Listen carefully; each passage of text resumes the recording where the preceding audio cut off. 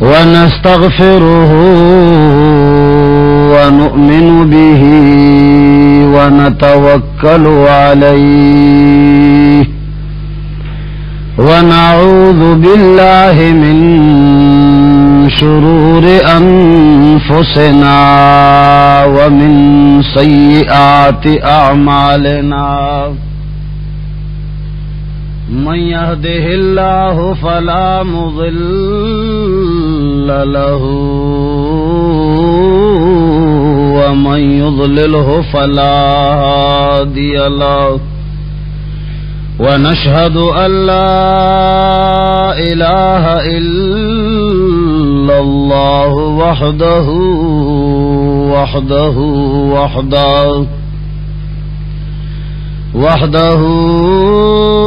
لا شريك له ولا وزير له ولا مشير له وحده لا شريك له ولا ضد له ولا ند له وحده لا شريك له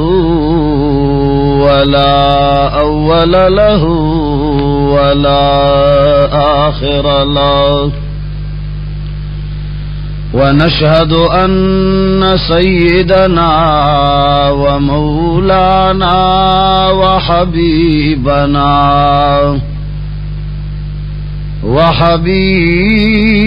ربنا وشفيعنا وسيدنا وسندنا محمدا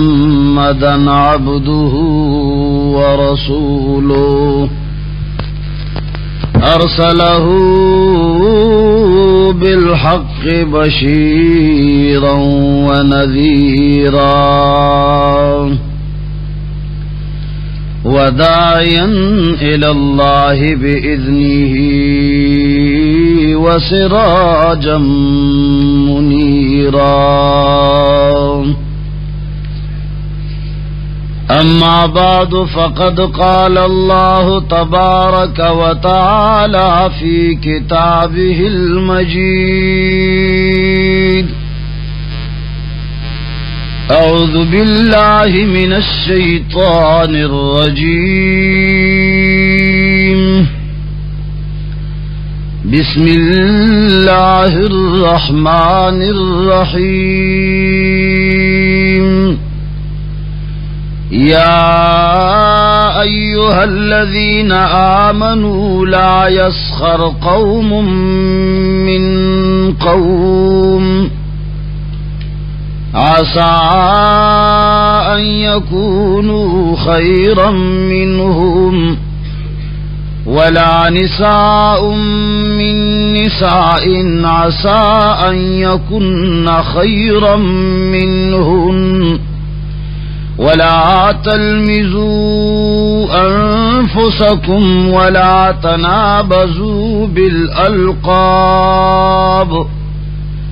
بئس الاسم الفسوق بعد الإيمان ومن لم يتب فأولئك هم الظالمون وعن أبي هريرة رضي الله تعالى عنه أن رسول الله صلى الله عليه وسلم قال بحسب امرئ من الشر أن يحقر أخاه المسلم رواه مسلم أو كما قال رسول الله صلى الله عليه وسلم. درود شریف وائے.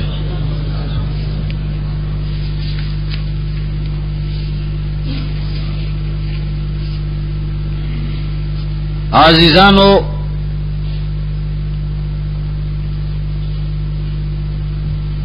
شریعت مقدسہ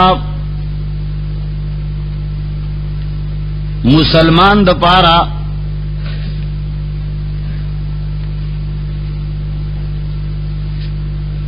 बाज़ अعمال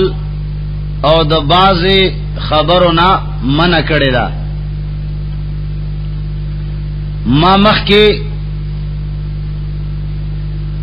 د یو مسلمان په بل مسلمان باندې چې کم حقوق دي د دې ابتدا چې کولا نو ما دا خبره په ګوته کړې وه چې مسلمان اسلام دا پاک شی دی.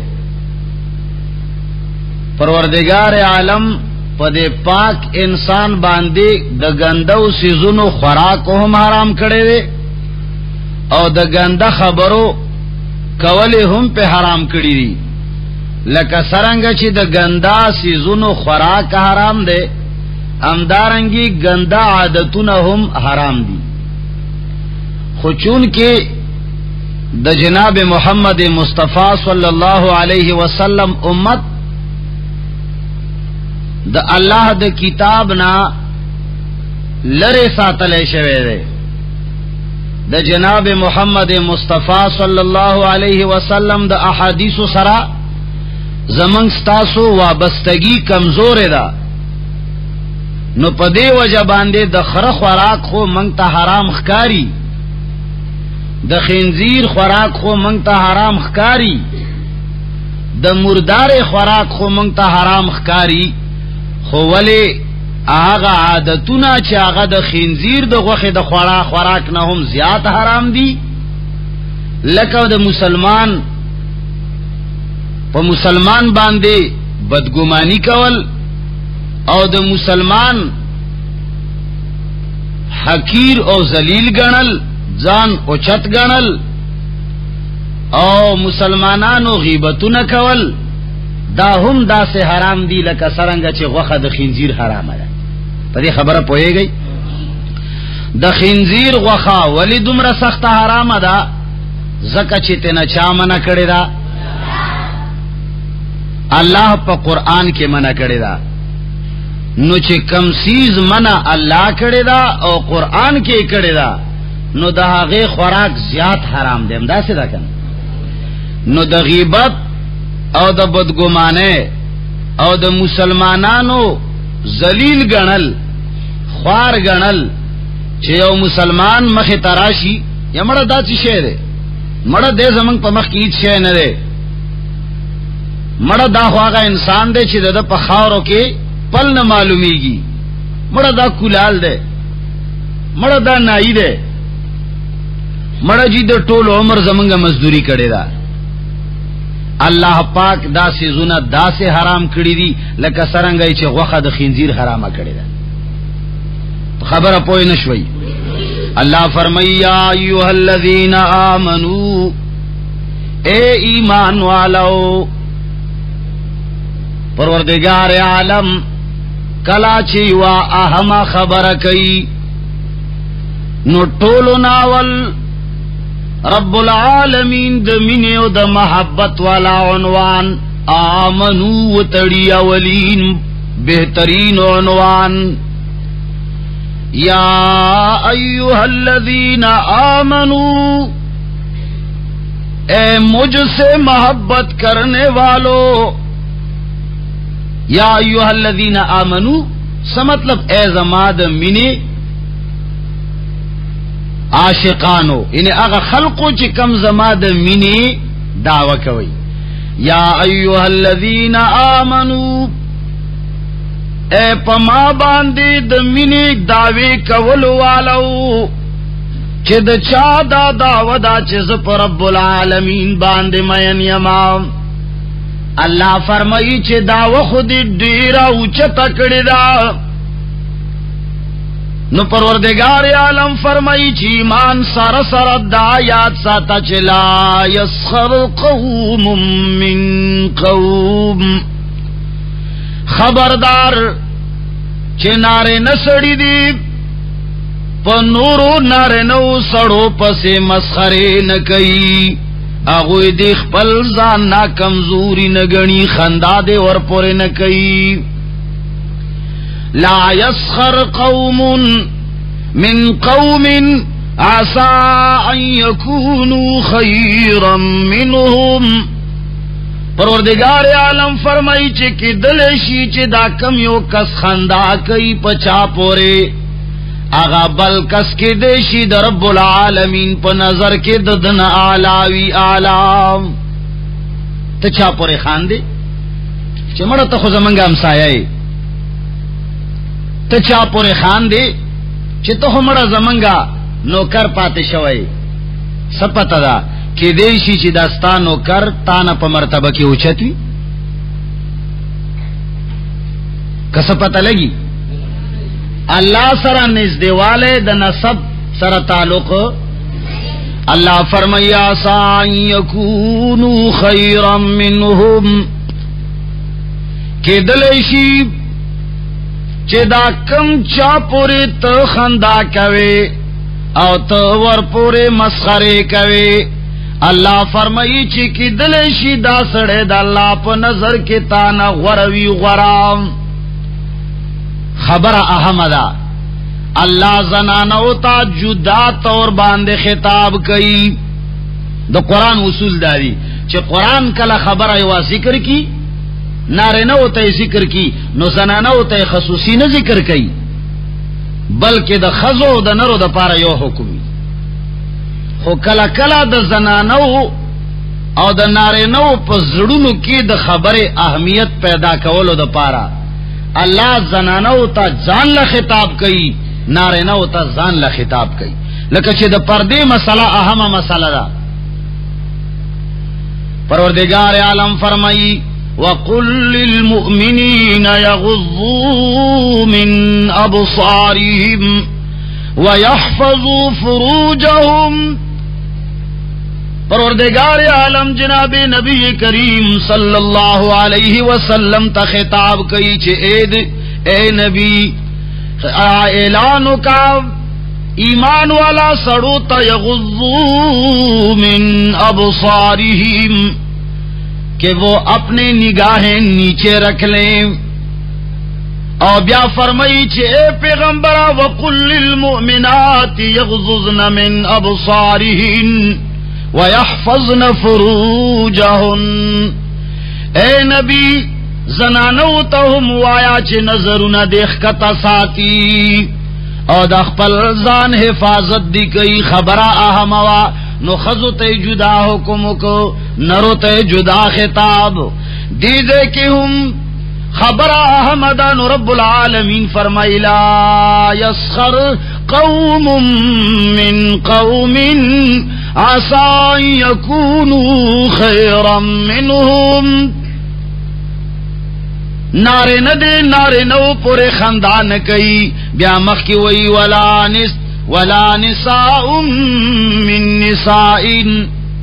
او ندے خذ پا خذ پورے خاندا کئی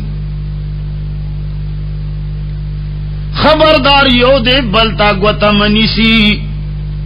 یو دے بل پسے بدے رد نوائی اللہ فرمایا عسى یکن خیرا منہن کی دلشی چاگا زنانا چے دا کمی پسے تو خندا کوے درب پو نظر کے اغا تانا دیر زیادہ قیمتی او غروی زکا چے دا رجسٹر دا دا بہتر والی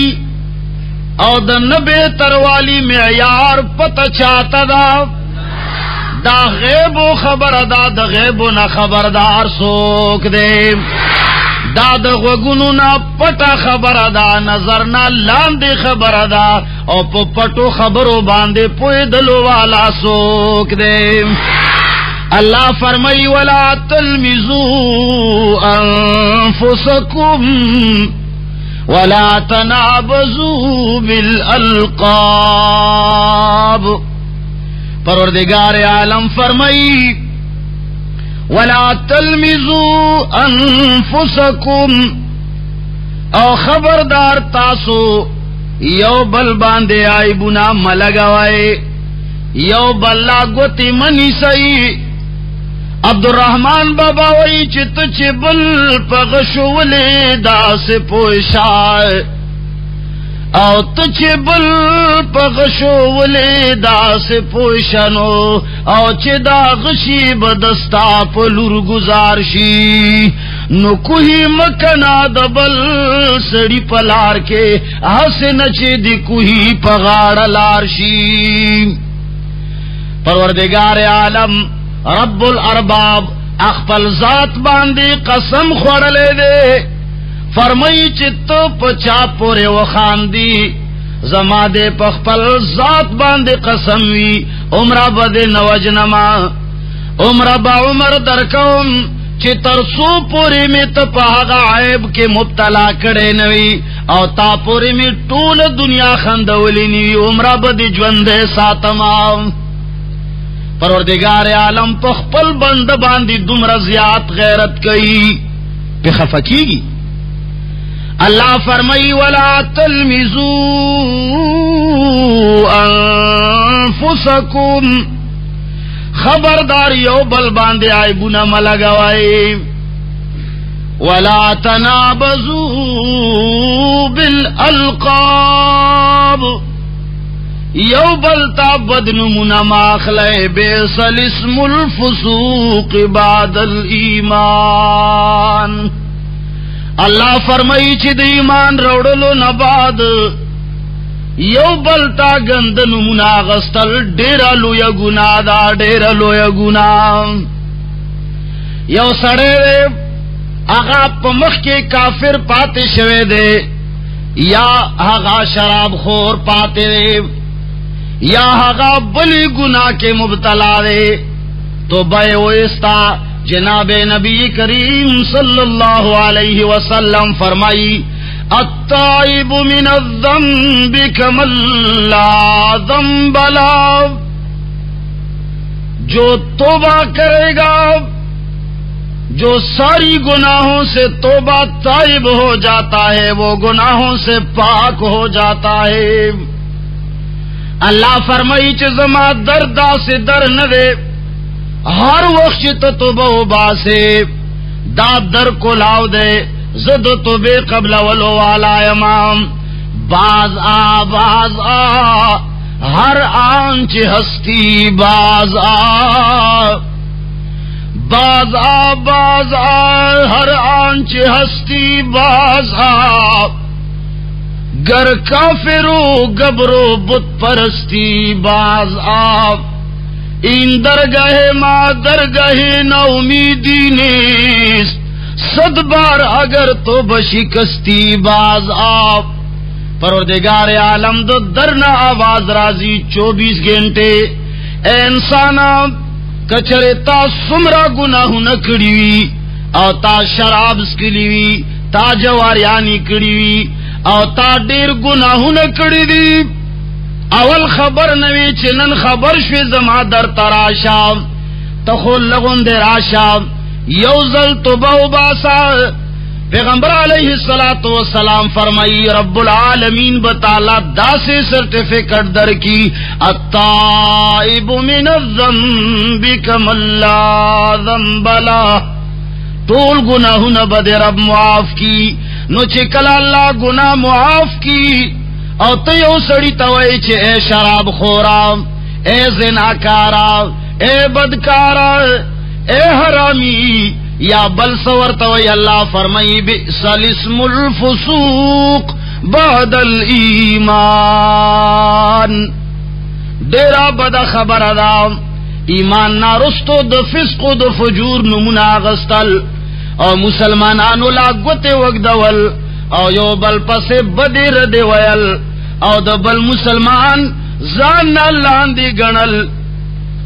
اللہ فرمائی چے کہ دیشیا غاتا نغوری جناب نبی کریم صلی اللہ علیہ وسلم نام عبداللہ ابن مسعود رضی اللہ عنہ روایت نقل کرے فرمائی لا يدخل الجنة من كان في قلبه مثقال ذرة من کبر پیغمبر پاک سرور کائنات حبیب رب العالمین خاتم النبین سردار اولین والآخرین رحمت للعالمین جناب محمد مصطفیٰ فرمائی چی لا يدخل الجنتا داخل بنشی جنتا من غسوک کان فی قلبه مثقال ذرة من کبر چی دا چاپ زڑکی دننا ذرا برابر تکبر اور ذرا برابر لوی ذرا برابر غرور وی پیغمبر علیہ الصلوۃ والسلام فرمائی چی ہرگز بجنت تا داخل لا يدخل الجنة من كان في قلبه مثقال ذرة من كبر فقال رجل إن الرجل يحب أن يكون ثوبه حسنا ونعله حسنة اے پیغمبر صحابہ کرام بچزڑ کی شبہ پیدا شو نو تپوس بے کول ورتوئی چی یا رسول اللہ بازی سڑے دا خوخی چی زما دے خی صفاق کپڑی وی او زما دے خخستا ٹوپے یا پٹکے وی او زما دے خی بہترینی چپلے وی خٹا ٹواٹو صفا گرزی یا رسول اللہ دا کبر دے چی دا صفا گرزی زڑے دا غواری چی زخیستا بہترین زان برابر کم اے دا اللہ رسولہ راتو ہے چی دا کبر دے او کنام پیغمبر علیہ السلام فرمائی ان اللہ جمیل یحب الجمال یقیناً پروردگار عالم دیر زیاد حسین و خوبصورت ذات دے آغا حسن و جمال خوخوی پخپل اللہ پاک دے اللہ پاک لباس پاک اخلاق پاک عادتنا او پاک انسان اللہ تخوخی یعنی ورطوی فرمائل چی دا پاکو کپڑو صفا لباس کے گرزدل تکبر نہ دے بلکہ چی دا چا دا خو کپڑو وسوی او دے خیرن گرزی نو دا عجیزی نہ دا شوموالے دے چشے دے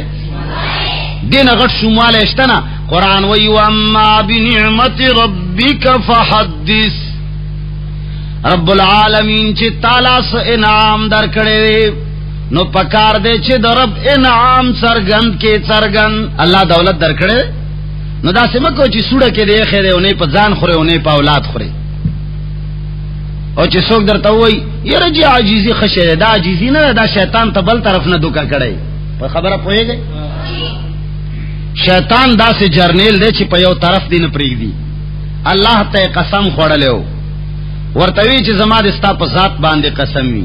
چی زب استا بنی آدمانو تا استا بندگانو تا دا شاہ طرفنا مخ طرفنا خی طرفنا گس طرفنا لان دینا بان دینا ہر طرفنا برازم خو بغیر دا گمراہے بینا پریگ دم کبر خیستہ لباس تنوائی او خوچی کلا خیستہ لباس یا خیرن لباس کے دننا گرزی او پسڑ کے دے دادے چی بڑز منگا خو الحمدللہ یہ رجی منگا او پریدیو یہ رجی منگا پختانیو کتا خیال کری پختانہ دا پنجابیانو باندے ڈیرہ ٹیز مرخانی کئی ہم پٹھانے تچی شے پٹھان چی تچٹل والے دے دا پختانو ستورا دا نیکونو تورا خما خو درتاوی چی کمناوی چی پخپلا خیستانی سوک بای سکان دے خیست دا مورنیا کئیوان ناوی دا غی نیا دیر خیستاوا خوچی دیر چلم چه پشان روغا دا سوکی کئی اڑو با دی سوک پیوی رو پیوان نخلی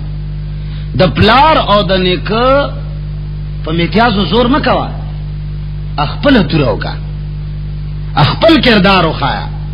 نو پیغمبر علیہ السلام فرمائی چی خیستہ لباس بہترین لباس آگوندل صفا ستر گرزیدل دیتا تکبر نوائی دا خود اللہ دا انعامات دا شکر ادا کول دی و اما بنعمت ربک فحدث تکبر چسے دے یا رسول اللہ پیغمبر علیہ السلام فرمائی الکبر بطر الحق و غمت الناس رواہ مسلم پیغمبر پاک صلی اللہ علیہ وسلم ورطا فرمائی چھ تکبر دیتا وی چھ حق نمانی جائز خبر در تسوکو کی تو تے شنو خلو کیا ومانم دیتا تکبر وائی دا حقنا مخ اڑول حقنا انکار کول او وغمت الناس او د خلق ځان نزلان دی ګڼل یره جی دا زمنګم سایری یره جی دا زمنګا نوکران دی په دې خبره پوهیږي پیغمبر علیه الصلاۃ والسلام په یو ټکی کې د هغه د صحابي د سوال جواب وکړ ورته وی فرمایل چې خیسته اعلی لباس تکبر نه دی تکبر دنه د زړه یو شی دی کته لاندې ډیره عاجزی کوي او ګوره حد نه زیات عاجزی هم تکبر دی په دې ځان پوي کوي چې تا ته الله پاک یو شی درکړي عزت درکړي طاقت درکړي او ته نه جی منګه څه شی منګه خو بس الله د تاسو خو خاوریم نه دا منګ چې کوي دام پد کې دا شیطان ورته ویلی دي چې یاره ځان څومره عاجز وګڼي خلک به وایي چې ډېر خساړی دی په دې خبره پوهېږئ ما درته وایي چې شیطان دې په یو طرف هم نه پرېږدي ډېر حد نه زیاته عاجزي په خولې باندې څرګندول یو خدای عاجزي کول ښه شی دی خو د عاجزۍ بیانول نه دي د عاجزۍ بیانول دا بذات خود یو کبر دی دا دې د پاره دا عاجزي بیانوي چې دا سړی وایي چې ډېر خوښ سړی دی فقیر سړی دی په خبره پوهېږئ که نه پوهېږئ نو پیغمبر علیه الصلاۃ والسلام ورته فرمایي چې تکبر د حق نه مخ اړول دي حق مسله راغله قرآن بیان کړه ته وایي چې نه مړه زمونږ پلار نه کولې نه پوهېدل دې ته تکبر وایي یره جی دا پلانې رواج د شریعت خلاف د قرآن ور باندې رد کړي دي احادیثو کې منع راغلي دا به پرېږدو نه جی بیا خلک بره پورې خبرې کوي دا پلار نه کمنډه نشو پرېښودی یره جی فلاني سړي سره ستا ظلم دی ته ظالم یې هغه سره دې زیاتی کړی دی بس روغه ور سره وکړه معافي ته وغواړه نه چې زنګو مې زنګېږي خدای کوي پرېږدم دې ته تکبر وایي په دې خبره پوهېږئ او پښتنو کې ټولو کې دا شی پکې دی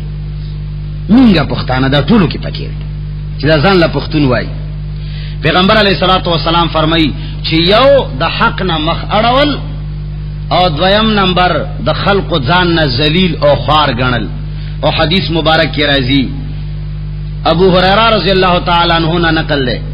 امام مسلم نقل کړی دی بحسب امرئ من الشر ان يحقر اخاه المسلم د یو سړی د شر پسندې د پاره د یو سړی د برایې د پاره بس امدا خبره کافی ده چې د خپل مسلمان ځان نه لاندې غني چې بل مسلمان ورور حقیر غني ذلیل یې غني نو بس د پاره امداد د دې د برایې علامت کافی ده بس دا سړی بد سړی دی خبره پوه شوي پیغمبر علیه الصلاۃ والسلام فرمایي خبردار سوک حقیر و فضول و نگنی یوزل جناب نبی کریم صلی اللہ علیہ وسلم فرمائل صحابہ کرام تا واقع بیانی ورتوی چی قال رجل واللہ لا یغفر اللہ لفلان یو سڑیوے چی زماد پر ربان دے قسمی اللہ بفلنی تا معافی نکئی یو کسوے چی زماد پر ربان دے قسمی اللہ بفلنی تا معافی نکئی حکیر اوگنلو بل سڑے چی مڑا خدا بورتا چری معافیو نکی پیغمبر علیہ السلام فرمائی چی رب العالمین فرمائل من ذا الذی یتعلا علی اللہ اغفر لفلان سوک دے چاگا قسم اخری پا ما باندی پا دے خبرا چے زب فلنی تا معافی نکوما دا بلا سنگ سڑیوی چے دے قسم خری پا دے خبرا چے اللہ بفلانی تا معافی نکی ولی زددنو کریم چے زب تا معافی نکوم ولی دے زما دا مشیت و دے ارادینا خبر دے آیا دا زما سرس زمانت تے چی دے وی چی دا اللہ بدل معافی نکی بیا اللہ فرمائی انی قد غفرت له واحبطت عملک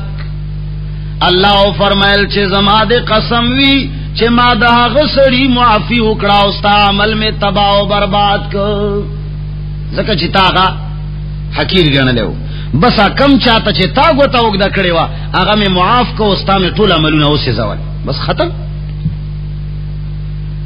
الله خدا سے ذات تے اذا اراد شیئا ان یقول له کن فیکون بس شوئی چې ختم بس ختم.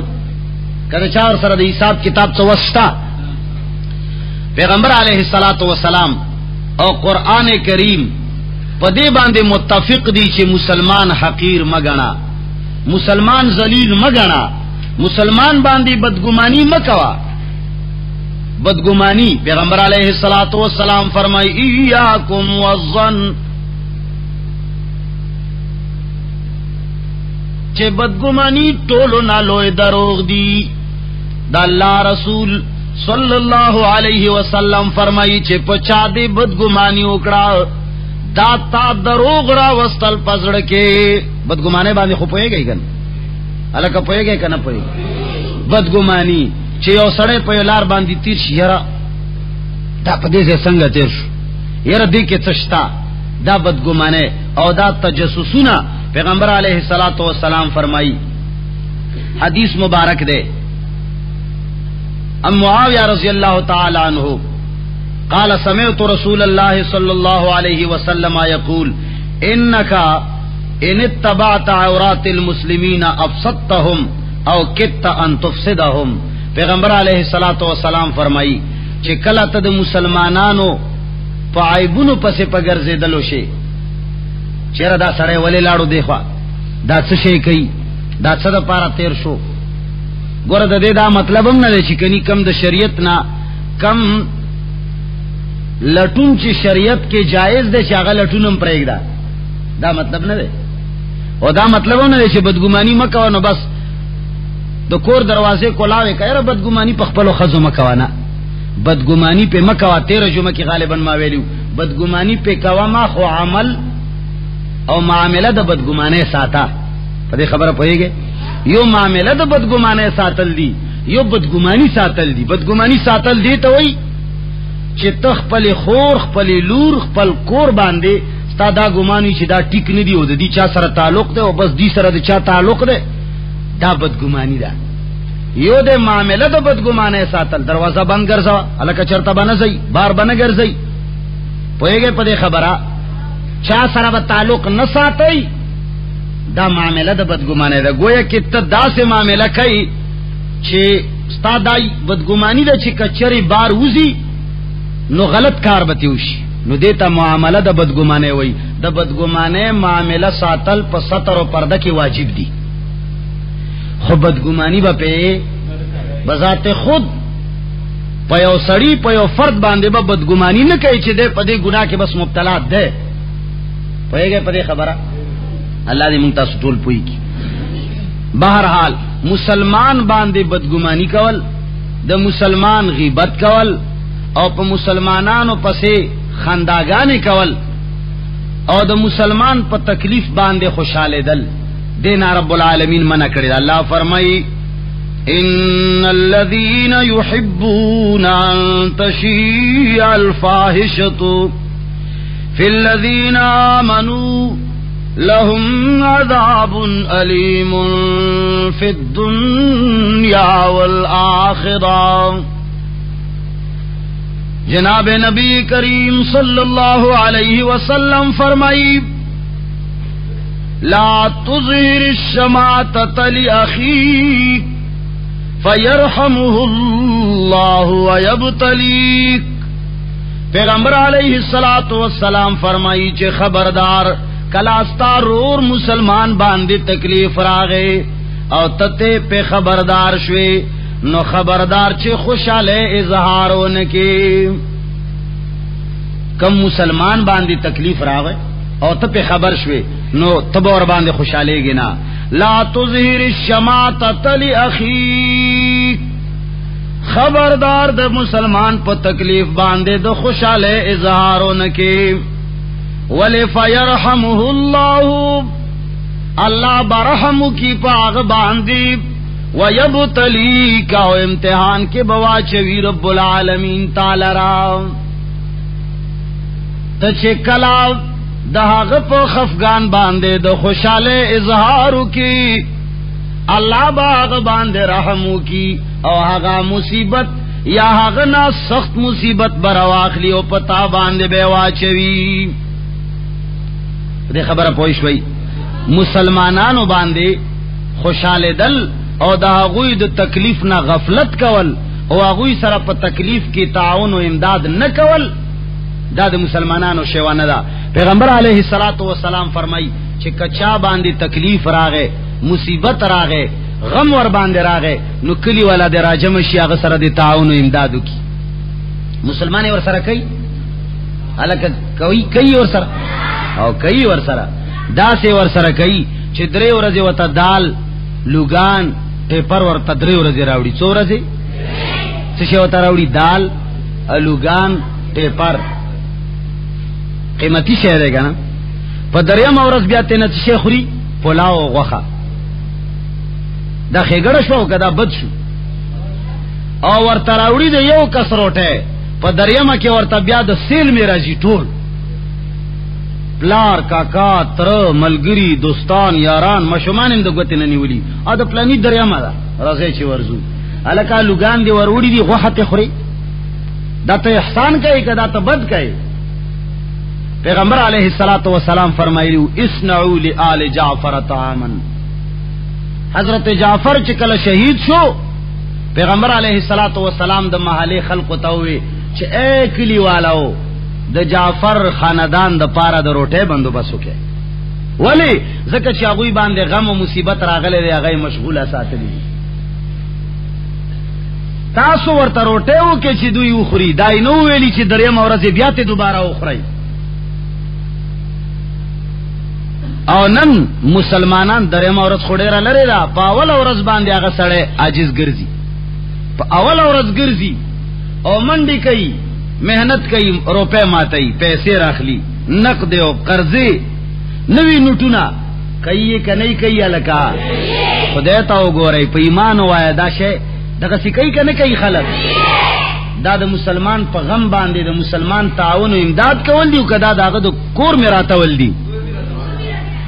تاسو کده قوم د خلقونه ورته وی چې په مړی کې دي څومره تاوانو شو درته وی بچ لزرا شل زرا کیږي کنه کیږي د پیغمبر په زمانه کې ماته په مړی تاوانو خای چې چا شوی یا به موږ د پیغمبر امتیان نو یا به پیغمبر علیه الصلاۃ والسلام طریقه موږ پریخي څه چل خو ضرور شتا پیغمبر علیه الصلاۃ والسلام فرمایي چې د مسلمان په مرګ ما خوشالهګا موږ ورته بقاعده خوشالیو چې کله به بل مری چې موږ پکې یو 100 روپیا واخلو یقینو کې چې خلک ورته خوشالي اشاره مې درته وکړه کې دی چې په پوي شي وي الکه په پوي کنه په پوي څوک چې په پوي له سونه پورته کی مړه ټول مليانه خاصه ناس پیغمبر علیه الصلاۃ والسلام خپل امت ته داسې دستور راوړی دی چې په هغه کې هیڅ څنګه بل مسلمان باندې طعن او تشنی لعن طعن کول او مسلمان ته د ګوته وګدول جایز نه دي وګوره به حیثیت مسلمان او کيو سره یو د ګناه کار کوي داغه د ګناه کار ته ګوته وګدول فرض دي چې داسې شیخان د ځانونه جوړ نه کې چوي چې راو نیره جی په منبر باندې ناشتي او بس خلق ته اشاره کوي وای کنه وای دا خلق وای څنګه دا جواب وکړو چې کومه ګناه په قوم کې مسلمانانو کې وی هغه ګناه ته ګوته وګدول فرض دي فرض اب خامخا په ګوته کوي ډاکټر چې بیماری درته بیان نکي ډاکټر دې چې یو سیز باندې پوي نکي نو ته به اخیز نه ځان بچ کی الله فرمایي والذین یؤذون المؤمنین والمؤمنات بغیر ما اکتسبوا فقد احتملوا بهتانا واثما مبینا کم مومن سڑے او کما مومن خزام اللہ فرمائی چی هغه کسان چی کم مومنانو سڑو او مومنانو خزوتا دا سے تکلیف و رسئی چی آغا جرم نوی کڑے پروردگار عالم فرمائی چی دا خویلو سریح بہتانو تڑلو او لویا گناہ اکڑا چالبا تکلیف نہ رسوے چاپ سے ببدر دنوائے حدیث کے راضی عن ابی ہریرہ رضی اللہ عنہ قال قال رسول اللہ صلی اللہ علیہ وسلم اثنتان فی الناس ہما بهم کفر الطعن فی النسب والنیاحة علی المیت رواہ مسلم. پیغمبر علیہ الصلوۃ والسلام نا حضرت ابو ہریرہ رضی اللہ تعالی عنہ روایت نقل کرے فرمائی پیغمبر علیہ الصلوۃ والسلام کہ دو سيزونه داسي دي چاغه د خلقو د پارا د کفر سبب ګرځي. دو سيزونه داسي دي چې خلقو د پارا د کفر سبب او ذریعہ ګرځي. یعنی کدا دو سيزونه چا کول نو اخر با کفر ته ورسی. هغه څه شه یو د الطعن فی النسب یو د چاپ نسب کې کلام او طعن کول د چاپ نسب کې طعن کول چې چاپ سے وای چې مړه دا کولال دے مړه دا خو نای دے یو د پیجن ګولې د پاره ویل دي یو د ذلت او د حقارت د پاره ویل دي. یو خدا سے چې یو سړی د سو کې نه پیجني او تدا هغه ذلیل کولو مقصد نه دا هغه د خودلو نو مقصد نه ورته وای چې جی دا زمونږ د علاقه خدمتگار دی او نای دی خو نیت ته د هغه د ذلیلولو نه دا جایز دی خیر دی. یو دا دی چې په دې نیت باندې وای چې مړه خو نای دی سړی مړه خو کولال سړی دی لکه څنګه چې پښتانو نسبونه دي داسې نه یو کولالم یو نسب د انسانان نه دي الکه دیو کنه دي کولال نای سمیار کاټګر ګلکار او دا مزدوره کولو والا دا مصری بلدار دا یو پیشه ده. الله قرآن کې یا پیغمبر په حدیثو کې دا نه دی ویلي چې کولال سمیار بلدار دا به جهنم ته ځي چرته هم داسې نه دی ویلي. بس چې چا عمل د الله د قانون مطابق دی که هغه د هر چا زوی انوسه دی جنتی دی او چې چا عمل د الله د قانون او د پیغمبر د طریقو مطابق نه دی چې د هر چا زوی دی هغه جهنمی دی. اسلام کې معیار چې دی هغه عقیده او عمل دی نسب لره اعتبار نشتا. نو پیغمبر علیه الصلاۃ والسلام فرمایي چې د چا په نسب کې خبرو کول چې د مور داسې وا یا خدای خبر دا به د چا نه پیدای خدای خبر چې دا به د چا زوی یره دا حرامي دی او دا پلانی نه پیدا شوی دی. پیغمبر علیہ الصلوۃ والسلام فرمایي چې د چا په نسب کې دا نه منا خبرې کول دا انسان کفر ته پیرسی. یعنی کدا کفر ته څنګه پیرسی مقصد دا چې دا کار دې کوي ایوا ورځ به دې دام وای چې مړه د دې څه ګناه خو نشته دا خو ما رښتیا وای کنه رښتیا ویل خو په کار دی کنه. نو چې کله حرام کار ته جایز وای سړی په کافر کیږي کنه په کافر کیږي. نو الله فرمایي پیغمبر علیہ الصلوۃ والسلام فرمایي چې څوک د چا په نسب کې خبرې کوي نو هغه بیا جایز غني او چې جایز دی ګناه دی جایز او غنل کډیره معمولی ګناه وا خو چې تا جایز او غنل نو کافر شي. او دویم والنیاحة علی المیت او بل په مرده باندې ویر کول مرده باندې ویر کول مخته کول سینې وهل گریوان شلول او پاغه باندې ذکر کول ذکر پیژنې دا فریدو ذکر می یاد کا عام پښتانه ذکر سبحان الله الحمدلله ته وای هغه په مړي باندې نه جایز چې په زور زور لګیاو د زړو خزو تصویر خوستي الله اکبر ټول عمر دی الله اکبر نه دی ویلې او نن درته یاد شو دام ندی روا په مړي باندې دا نمونه طریقه اسلام کې نشتا. خو افریدی ذکر دی ته وای چې دا بوډه خجرا غونډي شي هغه په باندې ټکی اچي بیان کوي او دا داسه و دا داسه و پځوانه کې لاړو د سینیم اسمان تر رسیدلې و داسه غیرتی و داسه پوهیږي په دې خبره دې تنو حوای د مرده صفاتونه کول. بعض روایتو کې راځي چې کم مرده باندې صفاتونه کیږي په دروغو او د مرده صفاتونه اکثرم دروغي ګوره رښتیا پکې ډېر کمی په دې خبرو باندې خو ځان په یوې کاسه مغوګنی ولې علماء کرامو یو روایت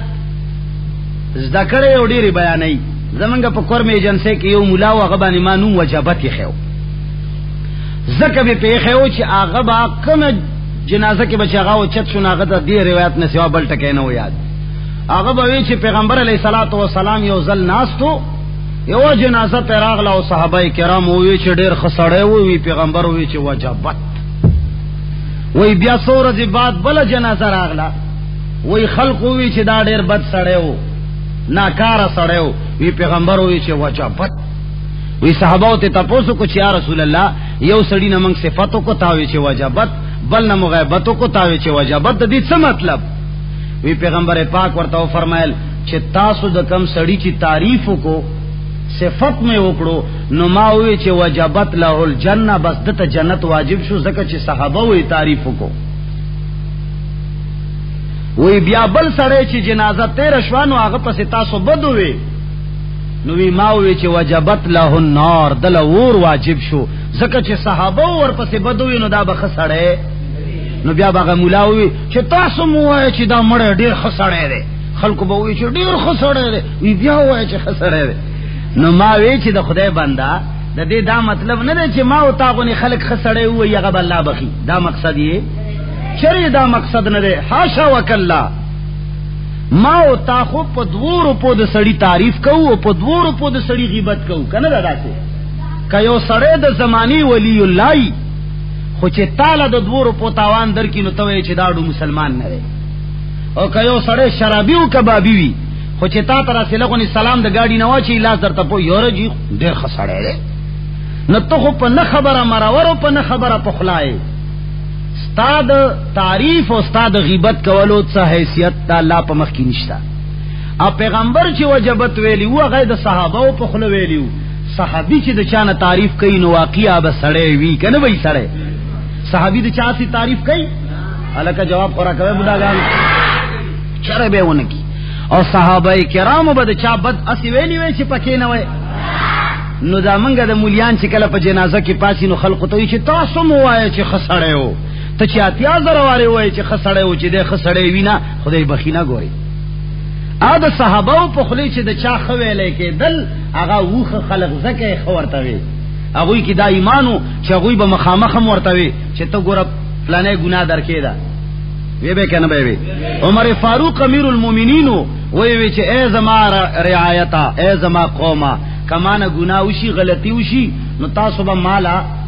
په ګوتا کوي راته وای بو یو صحابي ورته پاسې ده ورته وی چې سړیا تا خدای خبر چې ملوشتي په غوګونو کې دي ویل نشته خدای رستی دا توره ګوري دا سه ورته ته کې نه راوېسته د ملک بادشاہ او د عمر فاروق په شان بادشاہ توره راوېسته ورته دا سه ونیوا ورته چې لا اسوین اعوجاجک بالسيف کچری کوګواله می درکې ولید والله چې په دې توره دې سم کم ته بداله کې ډیپټي تا وای هلکه ته تحصیلدار ګوټ کې تا وای تحصیلدار ګوټ کې دنه خدای کته ما تا وای دا څه اسانه خبره ده صحابه کرام هغه بادشاہ ته ویل نو چې هغه دومره زړور او ایماندار خلکو نو دا هغه تعریف واقعي چې صحیح تعریفو په دې خبره پوهیږي او دا هغه بد وینا به چې چا پسوانو هغه به صحیح بد وینا وا اسړې به بدو نو تاسو ځان نه وجبت جوړ نه کوي چې را وښ پوهه تعریف پسې بمونګه الله به بخینا سوال نه پیدا کی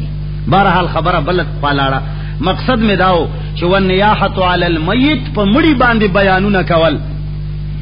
زکه چې کمی زنانا په مړی باندې بیان کوي نو دا گناہگاری دي او دا سوچه حرام دي ګوره څه شی دي سوچه حرام دي یو روایت کې راځي حضرت عائشہ صدیقہ رضی اللہ تعالی عنہا فرمائی ان المیت لا يعذب ببكاء اهله علیه وای کم مړی باندې چې د کور والا جڑا کوي هغه مړی له په عذاب ملاويږي محدثین کرام وای چې جڑا ژوندۍ خلک کوي دا سزا مړی له ولې ملاويږي محدثین جواب کوي چې زکه ملاويږي چې دی مړی ته پتا وا چې زمنګ په کلی کې دا رواج ده په کار ده چې د په ژوند ویلی وي خزو ته چې ګوره په ما داو نه کوي چې دا د منه نه کولانو زکه د ګناه ده کنه خبره خو پوه شوي نو چې کم سړی په خپل ژوند باندې ګناه ورته پته ای چې دا ګناه په ما باندې کیږي او د خپل کور والا د هغه نه منه نه کی